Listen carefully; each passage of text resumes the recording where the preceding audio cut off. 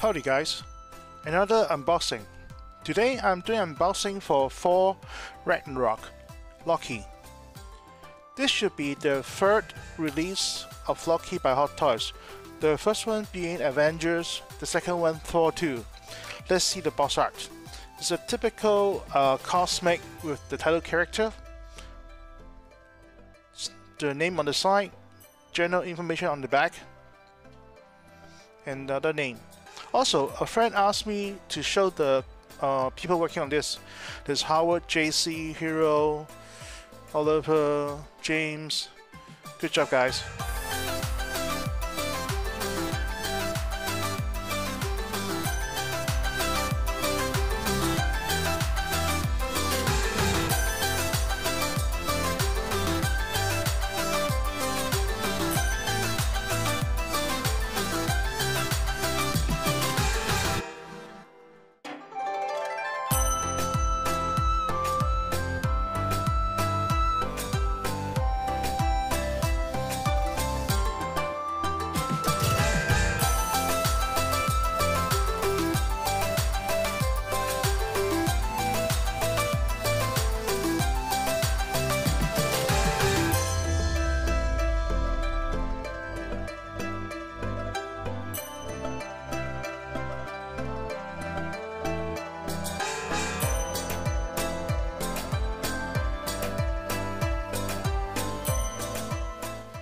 People has been divided on the Headsculpt.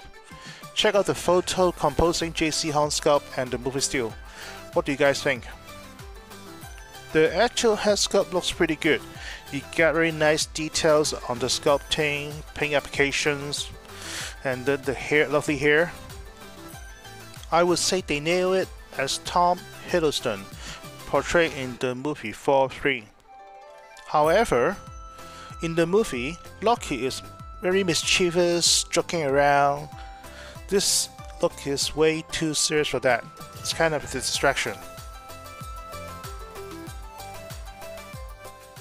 Let's try the helmeted look. Once you put on the horn helmet, it resembles more Tom Hiddleston. Not bad.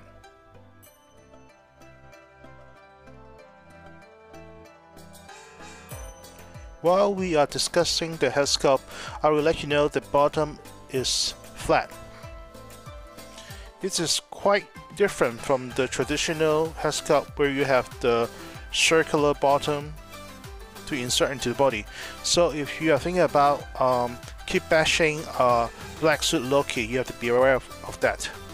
Also, the hair sculpting is very nicely. You can see there are actually 2 layers of hair. See right there? Those were hard plastic, just like Anakin and the others' recent release. So it might hinder the movement a little bit. We'll talk more about it later.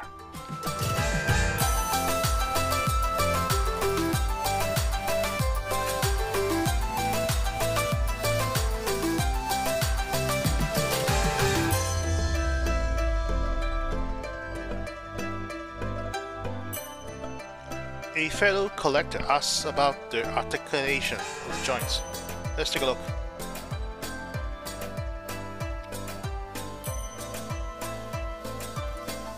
So we will start with the neck articulation. Because of the molded hair, this is kind of limited. Let's try that. Front, okay. Back, that's it. And side to side, not much because of the hair. And also, you can turn it a little bit. You might turn it a little bit more if you fidget with the hair a little bit, but it's very limited. So that's for that. Also, the arms have the standard double joint. Although the suit is a pleather suit, it's very thin pleather, so it's quite articulated. See, the elbow is a double jointed. You can put it all the way up there. Make sure to check the instructions to see what's the range and what to do. The ankle, the knee is also double joint. However, the thigh, the hip is very limited because the pants are too tight. So you don't get a lot of range motion there. One thing I like to compliment is the boot and the ankle joint. You can see, the design of the boot covers the ankle nicely, so you cannot notice any joints breaks in there. However, it's more flexible for you to make different poses. Amazing. For the arms, the shoulder, the two shoulder plates are hard plastic, so it's kind of limited the range of motion. That's it. Also, the long sleeve shirt is attached in the inside. You can see right there. So that kind of restricts the range of motion for the arm as well.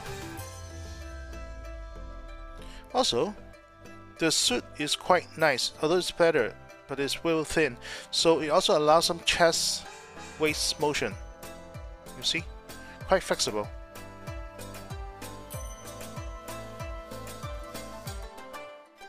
Our next question from our Facebook friends are, what is the cloth materials? Pleather? Yes, of course it is. But this is very thin, nice pleather. You can feel right on it. It's very smooth, very flexible. It does not limit a lot of articulations by itself. However, in the movie, I recall him wearing a blue suit, and other times wearing a green one. But this one is black, so I don't know which is right, which is wrong. Also, they did a nice thing of dyeing the lower parts green, or use green fabric and dye it black. It's very amazing. The cape is a standard cape, nothing special, nothing printed on it. However, my belt, one side is higher than the other side. Maybe I'll go back for service later on.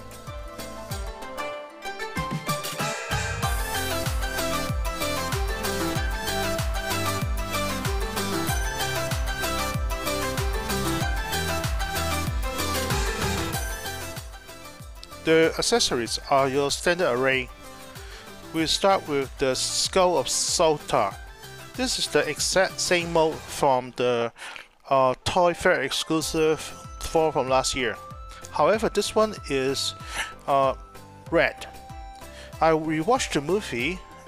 Just remember that when Thor was unable to beat Hela, he asked Loki to drop the skull of Salta into the eternal flame, thus creating the monster to destroy Asgard, hence destroying Hela.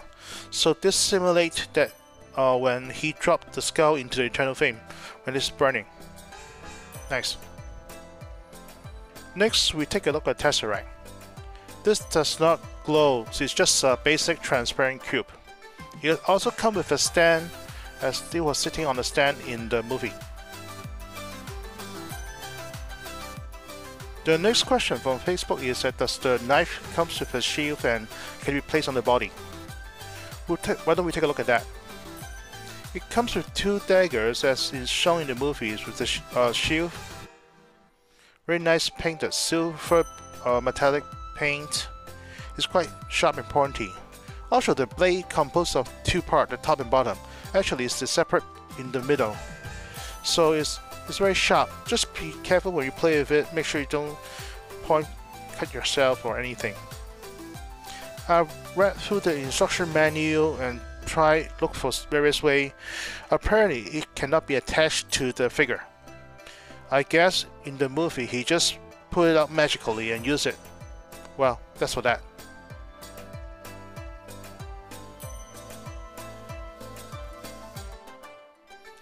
Now we have the crown, the haunted crown or the haunted hat. So for the 1.0 from Avengers, they have a full helmet. 2.0 from Thor doesn't have a helmet. Thor 3, it has a helmet. And also they have applied some black rubber in the inside so that it will not scratch against the paint on the headsculpt. Nice. However, this crown does not fix tightly on the head. There's some leeway on that. Let me try it on. There you go, you put it on.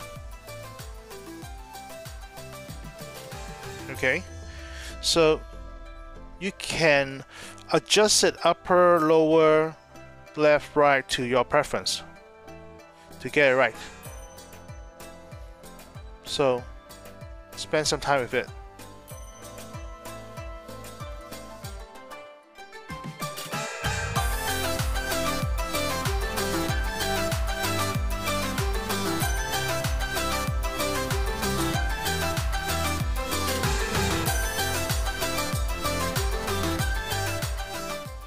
Last question from Facebook. Is the face on the box younger than the sculpted figure? Well, of course, because the box art on the box are graphic, a touch-up, so of course it looks very nice. But the sculpt depicts the actor as it was portrayed in the movie, as in real person. Of course, it's older. In closing, I would say this is a very good buy, because it's an accurate head sculpt as portrayed in Thor 3 and then Avengers 3, and very nice detail on the custom accessories and articulation. However, some collector might prefer the Avengers Loki 1.0 over this. But I have to say, in these years, the technology for the head sculpt for the fabric has come a long way, and this one is a much better product than the last one. Also, if you watch Infinity War, you know what happened to Loki. So, there's very slim chance they will release another version of Loki soon. So, pick it up while you still can. Before I go, just to let you know what to look out for. As you can see, there's a hole between the neck and the body right there. So every time you repose the head, make sure you try to adjust the shirt to cover it up. Otherwise, it will look awkward. Will be better? Well, best I can. Also, the crown, make sure you keep it on for display only. Don't play with it. And don't keep it on for a prolonged time, as the back rudder might stain the head sculpt.